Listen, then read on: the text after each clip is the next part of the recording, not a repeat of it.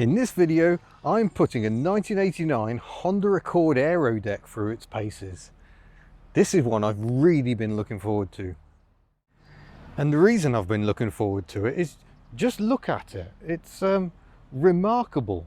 I don't think there has ever been another car that looks quite like a Honda Accord Aerodeck. Possibly a Reliant Scimitar GTE. Maybe it's the GTE for the 90s. Got these lovely large rear lamp clusters, a tailgate that extends into the roof with this glazed section for, I don't know, some reason. Very 1980s car. And what's all the more remarkable is that the Honda Accord was a 1970s product. And that's when the first generation came out in the mid 1970s. I've driven one of those. You can search for that on my channel. The second generation was pretty much just a styling tweak of that first generation. This third generation was all new and very advanced. Some remarkable engineering, like the fact we've got double wishbone suspension front and rear, because Honda wanted their car to handle well. Under the bonnet we've got a 12 valve 2 litre 4-cylinder engine. We've got pop-up headlamps, and in Japanese markets and others, even the saloon version of the Accord came with pop-up lamps. The UK Accords had a very conventional front end, and that's because in Japan they sold Accords in various different dealerships. So some had a conventional front end, some had these remarkable pop-ups, quite extraordinary, but they would fit two entirely different front ends to one car. But yeah, the third generation really took Honda a bit of market away from just ordinary family transport. There is nothing ordinary about this car. Look how low it is. The scuttle is really low. You wonder how they managed to get a tall 4-cylinder engine under that low bonnet. This one has a few scabs here and there, but it lives outside in all weathers. It's covered 77,000 miles, and it gets used regularly, and I'm most envious of my friend Martin, who owns it. When this came up for sale, I was far too slow and he'd already bagged it. It's a fantastic car. Look at the length of the doors. The doors massively long. It's a very long wheelbase, but yeah, this is definitely the most striking of the Accords of this generation. The saloons had similar rear lights. Quite a fetching looking car, I think. Certainly loads of them in the Birmingham area, bright red on 3-spoke alloys back in the day, as the Accord Aerodeck tag. There was also a 3-door, more conventional hatchback, but that didn't come to the UK. We didn't get that model. And just taking the fact that you got little pop-out windows here for a bit more ventilation, the old OK that Japanese manufacturers always used to do. Yeah, it's a slightly fascinating package. This sort of GT estate, at a time when GT estates really weren't a thing anymore. And we'll open this massive door, partly to ventilate the interior and also to allow some access. The seating position is very low, and again, you look at the details. This has been thought through. The seatbelt runs on a rail, so it can come to join you where you'd like it to. I've noticed we've got clunk clips as well. These were a period option, so you could take the tension off the seatbelt and have the seatbelt a bit more slack, but it would still lock the seatbelt in an emergency. We've got a control down here, this one's slightly broken sadly, to tip the seat, but you'll note there's also one on the inside, so the people in the back can easily get in and out. And that also means, as the driver, if you need to let someone into the back or out, you can easily do it from the driver's seat. We should jump aboard and take in the finer points of the dashboard.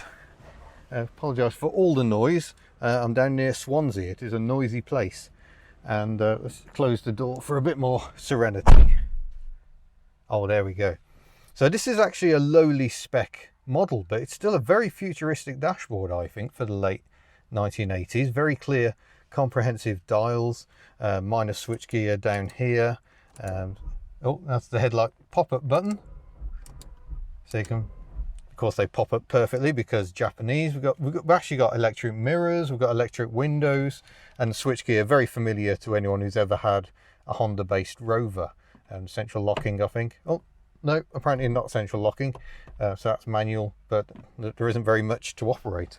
The flaps down here for boot and fuel flap. But yeah, a very nice driving position. We've got speed sensitive power steering, and by heck does it change in weight.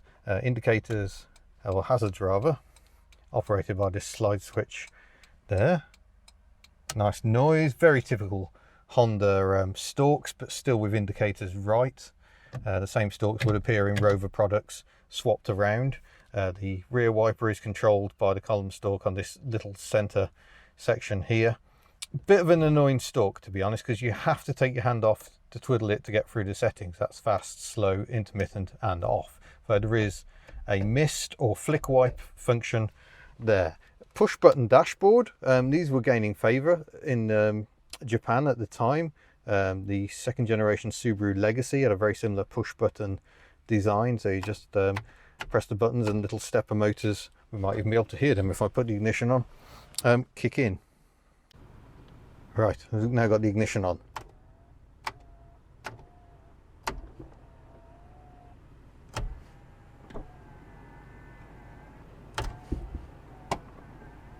I don't know if you can hear that or not, but you can hear all the motors because it's Japanese. It all still works. We've got the original Honda cassette deck, although sadly without the power it needs a code and we can't find the code. Martin can't find the code. I don't know if anyone can help. If anyone's got any suggestions on that, let me know. We've got a 4-speed gearbox and you can control it in D4, lock off top gear, or hold it in second for a bit more control downhill. Electric aerial. I don't know where the aerial is. Is it up there? Oh yes, there it is. So I shall press the button. There we go. Electric aerial works as much as you'd expect. But yeah, very comfortable seats, nice bolsters to hold you well. It's a very comfortable place to sit. The only problem I'd say is there is no rest for your clutch foot, which you notice especially in an automatic. So that's a strange oversight. That's something I would expect to be here. But a very pleasant place to sit, nice and plenty of light, so it doesn't feel too oppressive in here, even though there is no sunroof. I will say though, I can't imagine parking in a car park with these massive doors is a bit problematic. I imagine that's a bit of a nightmare.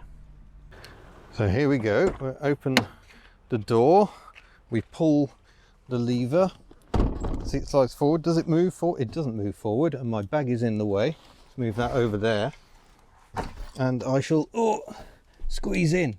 It's not the most glamorous vehicle to get into. Oh, there we are. We've made it inside, and sitting here in the back, good amount of headroom actually. Pull the seat back, and a decent amount of knee room. In fact, a little cubby down here. I've got the windows I can open if I wish, and yeah, it feels a bit like a greenhouse because you've got all this glass behind you. It's like having a glass box behind you. And we'll get to the tailgate in a moment, but yeah, it's not actually a bad place to sit. I was worried it would feel quite claustrophobic back here, but it doesn't. The seats fold on a 50-50 split, so if I move my bag down there, I can fold down the seat, and it's sort of a flat space, gives a bit more practicality. We'll leave that down for the moment, and I'll get out and we'll have a look at the boot. Right, here we go. This bit is always a bit of a struggle. Oh, there we go. Right, looking at the boot then. It's a remote release on the boot. I've left the key in the car, always a bit risky. There's a remote release. And now we can open the tailgate up. And yeah, you see it takes a section of the roof with it as well, so you've got good access to get in. It's not a bad space, there's a high lip. This isn't really designed as a practical estate. Like I say, very much like a scimitar. It's got more practicality than a normal coupe. I especially like the details on this. The cord extends, so you can do that, but you can also unattach it from here, and then it retracts into the shelf. So that's quite a nice feature. Lots of lovely little features on it, and I guess that's what I like, is it all feels very Honda, very unique. So yeah, I like it very much. Right then, we shall set about the important business of starting the engine. Oh, slightly hesitant on a hot start, and we should wash. Oh, we've got program wash wipe, so that's good. No triangle of doom, good overlap, and a very good wiping performance. That is very typical of a Honda, I must admit. Plonker into drive. The turning circle is not brilliant. We're just about going to avoid that Skoda. The steering is just ridiculously light at manoeuvring speeds. But yeah, overall, very, very pleasant to sit in. But let's go and find out what it's like to drive. So I'm not entirely sure of the brake horsepower output. I haven't done an engine shot, have I? I shall do one of those later and add it in. So here is the 4-cylinder engine. You'll note it's canted over on the passenger side, as was Honda's desire at the time. Honda and Mitsubishi tend to have the engine on the what is to them the passenger side, and yeah, fairly easy to work on. There's a distributor, spark plugs right in front of you. But the oil filter's somewhere inaccessible. Yeah, down the back underneath the inlet manifold. But you can probably get around the back to work on it. So it's a single cam, no doubt with rockers to operate the different valves. So we've got exhaust this side and a pair of inlets the other side. So yeah, very straightforward, nice motor. But yeah, the first thing that drives you is it's actually very peaceful if I do the window up. There is a bit more road noise than perhaps I'd like, but yeah, otherwise the driving experience is just very, very pleasant. It feels like a very sophisticated gearbox. You've got this steering which is starting to firm up as speed builds up, but I'd like a bit more speed, but we are stuck behind this tractor for now. It's a fairly punchy engine. It's not the most powerful. It is the least powerful spec you could get the Accord in the UK. The ride is not the most refined. It's not bad for a Honda. Great Wall Steed there. But it is a little on the clumpy side, I would say. It's not designed for these sorts of roads. It's not quite as bad as my Prelude. My Prelude had very crashy suspension. This feels a bit better than that. Nonetheless, it could be a little smoother, I think.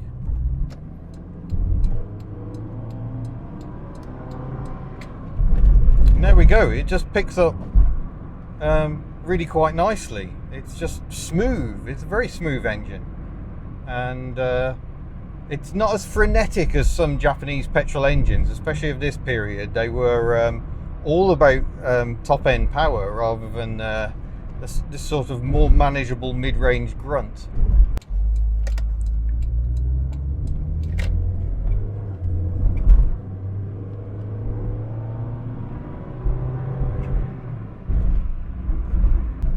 It isn't the quickest off the line. The gearing feels quite tall.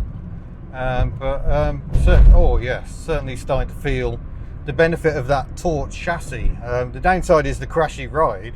The plus point is the steering is really nice. It's still a little too light even when you're at speed. Like I say, it is very speed sensitive, and when you're maneuvering it goes very light indeed. It feels like the wheels are off the ground. Once you're at speed like this, it feels a little firmer. It's just very nicely weighted, very nicely direct. Yeah, it's joyous to drive. I did come into this thinking I would like this car, but sometimes that's no guarantee of actually liking it. Yeah, great visibility, lovely big door mirrors so you can easily see what's going on. Yeah, this feels a very likable car. But I just love, you can kind of feel the link here all the way back to the original Honda S800 or S500 as it was at the very start. That tiny little two-seater sports car. There's an engineering focus here which Honda just lost after around this time. I think they found more commercial success perhaps, but the loss of that unique sort of engineering vibe.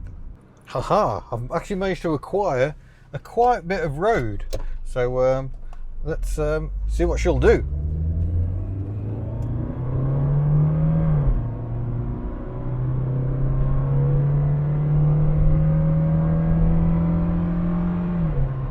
And that's at the 60 up, which is a shame because it's actually a 40 limit through here. But takes a while to get her wound up.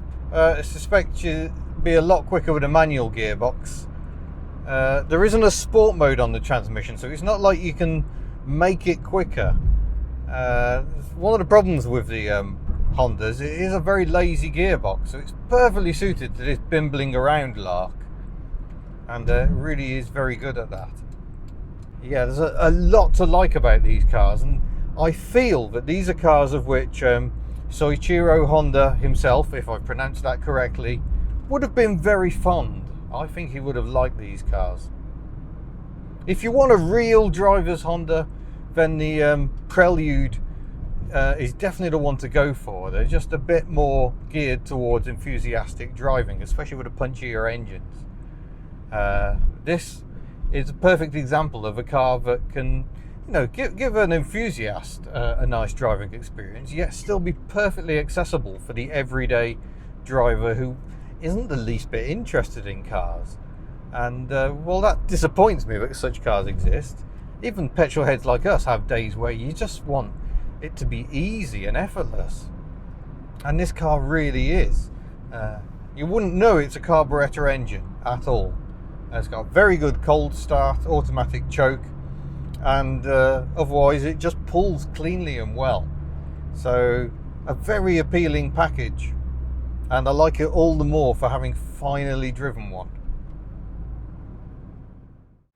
So there you go, that was the Honda Accord Aerodeck, the third generation of Accord. A very likeable package, very pleasant to drive. So I should say, thank you very much for watching. Don't forget you can head to the HubNut store and find all manner of goodies. You can head to patreon.com/HubNut and support the channel that way. But most of all, thanks for watching, like and share, and I shall see you in a future video. Farewell.